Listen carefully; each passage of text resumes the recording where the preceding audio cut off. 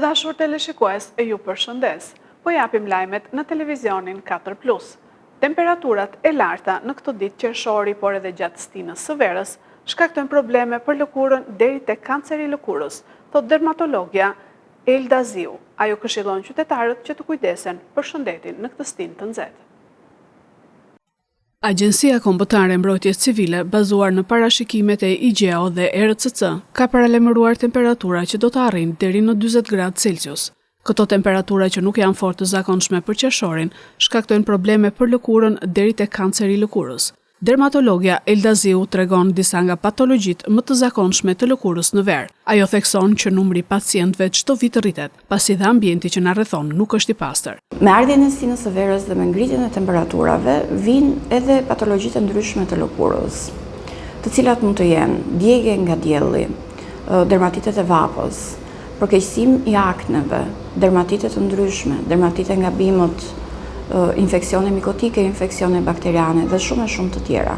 Kemi vënë re vitet e fundit një rritje të pacientëve të cilët vijnë me patologji të shkaktuara nga rrezet e diellit.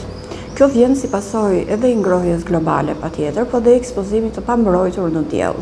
Dermatologja thot se rastet më të shpeshta që po hasin këto ditë janë acarimet e lëkurës pas larjeve në pishin, ku uji është me klor, dhe shtimi i pacientëve që kanë rënë në kontakt me pemë e bimë të ndryshme. Larja në ujin e pishinës sjell me vete problematikat e saj, qoftë kjo ndaj ekspozimit, ndaj ujit të kloruar, por edhe ndaj ujit që mund të jetë i ndenjur edhe i pisët, që mund të sjellë me vete dermatite të ndryshme nga klori, por edhe infeksione të ndryshme bakteriane ose mikotike nëse uji është shumë kohë i pandërruar. Një tjetër problematike hasur gjatë ditëve të fundit ndodh për shkak të dermatiteve, shtimit të rasteve të dermatiteve nga kontakti me barishte ose me pemë të ndryshme. Pacientët vijnë me të kruajtura të lëkurës, të cilat nuk qetësohen me mjekimin lokal ambulator, të cilët mund ta bëjnë vetë në shtëpi, dhe kërkojnë patjetër mjekim të specializuar. Dermatologja Elda Ziu këshillon prindrit, por edhe të gjithë qytetarët, se si të përballojnë stinën e nxehtë të verës. Prindrit patjetër duhet të kenë shumë kujdes, në veçanti me fëmijët të cilët janë të diagnostikuar me dermatit atopik, kujdes në aspektin e kremrave me filtra mbrojtës, të cilët duhet jenë me filtr mineral ose filtr fizik, por edhe në ekspozimin e këtyre fëmijëve ndaj ambienteve të ndryshme, si për shembull uji i kloruar ose deti. Këta fëmijë janë më të predispozuar që të shfaqin acarime të dermatitit ndaj këtyre faktorëve të jashtëm. Dermatologët këshillojnë gjatë stinës së verës të evitohen oraret e ekspozimit në diell ndërmjet 10-11 edhe 4-5 pasdite, të përdoren kremra me filtr mbrojtës 30-50, të përdoren veshje mbrojtëse ndaj rrezeve të diellit dhe të qëndrojmë sa më gjatë të hidratuar. Makinat retro zbukuruan sheshin Parabashkisë me një ekspozitë të veçantë për qytetarët lushnjar, një eksperiencë mbreslënëse për të pasionuarit pas automjeteve.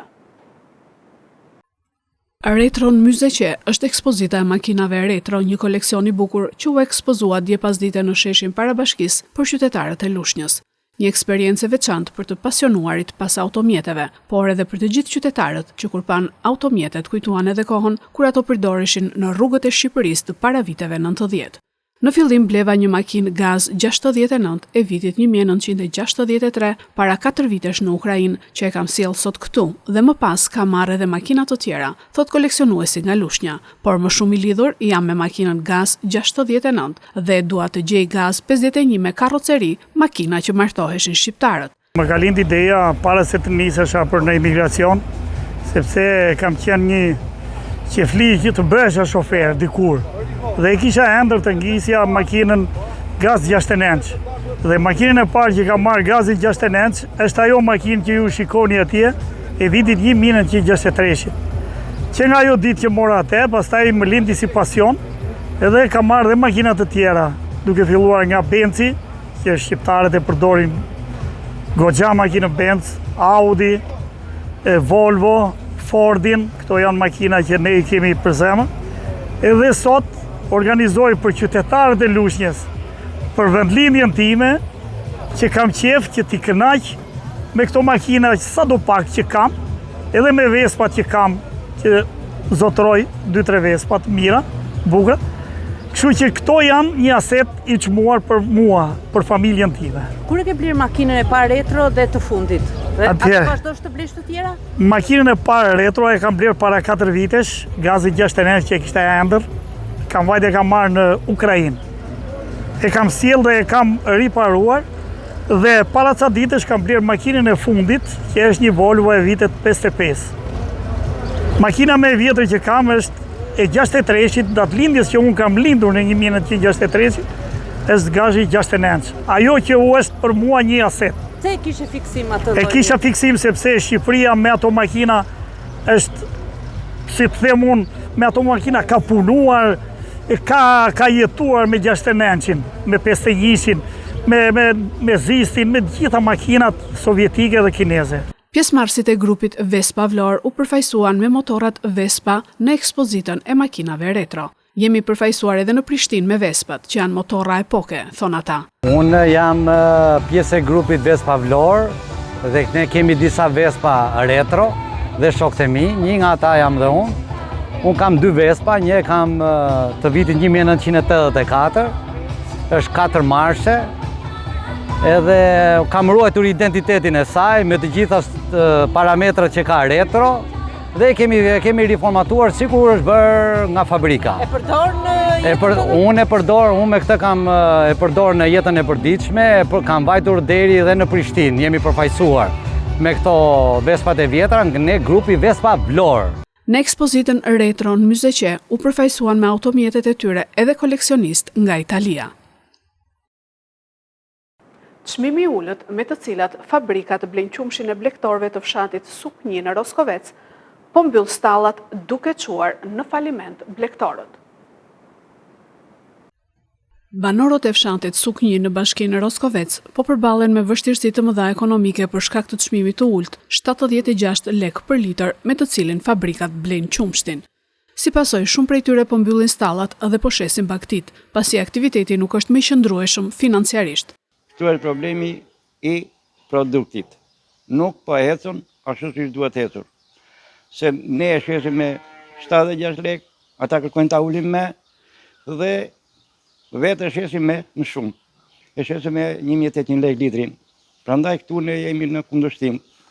Dhe kërkojmë që qeveria të futet, të ndërhyjnë të bëjnë veprimet e saj që ta rregullojnë, se rregullatori është shteti dhe prandaj e bëjnë këtë punë. Unë kam 40 lek, mund t'i shtoj dhe mund t'i paksojnë, po mendja ime është, po nëse do vazhdoj kështu do paksohen. Të paktën të na e blini qumshtin mbi 80 lek për litër, thon ata, duke shtuar se fabrikat e shesin qumshtin e përpunuar me 120 lek për litër. Shqetësimi shtohet pasi sipas tyre çmimi pritet të ulet edhe më tej, gjë që do t'i çojë drejt falimentimit. Para ka qenë me 840. Tani po e kalon me 720. 100 lek për litër, e atë që thonë për neve. Të përshamu unë qojnë 4 kujtal, për në 100 i thonë 20.000 leka. 20.000 leka dhe është minus për mua, për familjen time. I përballoni shpenzimet me këtë çmim? Nuk i përballojmë dot. Se ne kemi qeran e tokës, kemi mjetet, do marrim naftën, do marrim lere se sa naftë japin ata për të shfrytzuar këtë partije. Nuk e marrë do të tokën që ka marrë me qeran, unë nuk e marrë do të qeran atita, atë naftën. Se këtë duan dokumentat, gjitha kullet. Unë do paguaj prapë të noteri që ta marrë atë atje. Prandaj nuk është ajo. Prandaj detyrojemi që të flasim edhe kundra, edhe mirë, po më shumë po flasim kundra. Një prej fermerëve ngre dhe akuza ndaj komisionit të AZHBR-s, duke pretenduar se janë hequr 10 krerë lop nga skema e subvencionimit. Në tha për 100 lek për lop, 100.000 lek për lop, erdhën në AZHBR Tiranës, më mashtruan, më kanë hullu 10 kokë lop. AZHBR Tiranë, unë i kam 37 që aplikohë, ata thanë ke 27 kokë. Duk me qenë unë i kam sistemi rrugë në rregull, me numër matrikull, i kam krerët në rregull, ata mi hullën 10 kokë lop, mi hengën, më mashtruan. Janë forti? Vajtat e drejtorie bujqësisë të Agropika, u ankova, ata mbyllën numrat e telefonit, nuk përgjigjen me. Kështu që mi kanë zbritu 10 kokë lop. Fermerët paralajmërojnë se nëse situata nuk ndryshon, do të detyrohen të braktisin përfundimisht blektorin. Dikur me rreth 20 stalla dhe mbi 700 krerë, sot në Su kanë mbetur vetëm 5 stalla me rreth 150 krerë lop, një rënje drastike që paralajmëron krizë të thellë për blektorin në këtë zonë. Motorri i cili u ka mbijetuar 3 epokave, që nga lufta e dytë botërore trashëgohet brez pas brezi tek familja Bendaj në Fier. Një motor i prodhuar në vitin 1937 i ka mbijetuar 3 epokave, luftës së dytë botërore, Shqipërisë komuniste, por edhe asaj të pasviteve 90, fal pasionit dhe përkujdesjes së 65 vjeçarit fierak, Ferman Bendaj. Halim Bendaj, baba i Fermanit, e bleu motorin nga ushtria në vitet 60 dhe që atëherë vijon të jetë pronë ndër breza e familjes. Unë këtë motor e kam kujtim nga babai. Këta janë motorat të luftës, dhe dikur Rusi ja fali shtetit tonë, baba im ka qenë oficer në ato vite, dhe këta motora i ka përdorur shumë kur ka qenë oficer dhe i njifte mirë. Dhe vërtet i kishte ëndër këta motora. Ko që doj që shteti atere i shiti këta motora, me kile me sa më kujtohet që po thoshte babai, dhe një ndër ta e mori babai im nga ata motora që u shitën, që ky motor është edhe sot. Baba im nga që kishte edhe shumë pasion, nuk e ndau këtë motor deri sa vdiq. 65 vjeçari tregon se duke qenë se automjetet në atë kohë ishin të pakta, ky motor ka shërbyer si mjet argëtimi për të gjithë fëmijët e lagjes, si mjet udhëtimi për familjen veçanërisht gjatë verës, por edhe si ambulancë në raste urgjence. Kjo te fëmijët e lagjes ka qenë gjë veçantë, sa dëgjoni gjithë fëmijët e lagjes, që ishin mosha ime, dëgjoni zërin e motorit që dilte tek pa u ofruar tek rruga, thoshon erdhi babi, edhe të gjithë fëmijët linim topin edhe me vrap, shkonim që të hipnin motor. Merte babai këtu, edhe 10 kalamaq kemi hipur, edhe në formë cirku, si ta them, sa vinë këtu ke dera. Domethënë 100 metra o bënte qefin të gjithëve. Një komshia jon, shofer punonte dhe ai, duke punuar duke riparuar makinën e vet, ju ndezën duar të shkretit nga që kishte me benzinë, centili korrentit, ju dogjën duart dhe dëgjuam vetëm që po bërtisnin njerëzit. Babai në atë kohë nxori motorin me njëherë dhe tha diçka është. E ndezi dhe erdhi me njëherë aty ke rruga dhe kur pa, plus që kishte edhe shok, komshi, e mori çon në spital me njëherë. Dhe kjo ishte një, si themun, ambulancë. Ndjesha i privilegjuar rrëfen plot emocion Fermani, pasi kudo që ndodhej ky motor rrëmbente admirimin e të gjithëve. Babai im më la amanet t'ia dhuroj djalit, tregon 65 vjeçari, por duke patur 2 djem, u vura para sfidës të siguroja dhe një motor tjetër të pa ati modeli dhe vit prodhimi. E mora të vjetër dhe të ndryshkur dhe sot i kam dhënë pamje krejt origjinale, tregon Fermani. Djali vogël pasaj më thot, ore, po mirë tashi, vetëm Bledi do ketë motor, unë mos ke motor. Atëherë ju përkushtova, gjeta një motor të tillë. Kërkova, dikush e ka pasur këtë motor, i kalbur ishte, vërtet, se i pa përdorur, lënë edhe i qik trajtuar keq në shije, kujde unë, edhe e mora e riparova njësoj si ky. Mi kanë kërkuar edhe për t'i bler, thot Fermani, janë shumë të kushtueshëm, por kurse si jo, se disa gjëra nuk kanë çmim.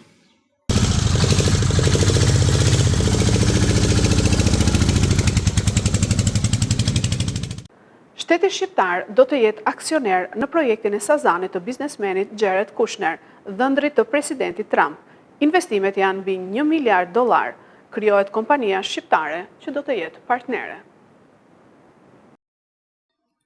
Shqipëria do të jetë aksionere në resortin turistik që do të ndërtohet në ishullin e Sazanit nga investitori Jared Kushner, dhëndri i presidentit amerikan Donald Trump. Kompania, që do të përfaqësojë shtetin shqiptar në këtë projekt, është regjistruar më 26 qershor në qendrën kombëtare të biznesit dhe është Albanian State Development and Real Estate.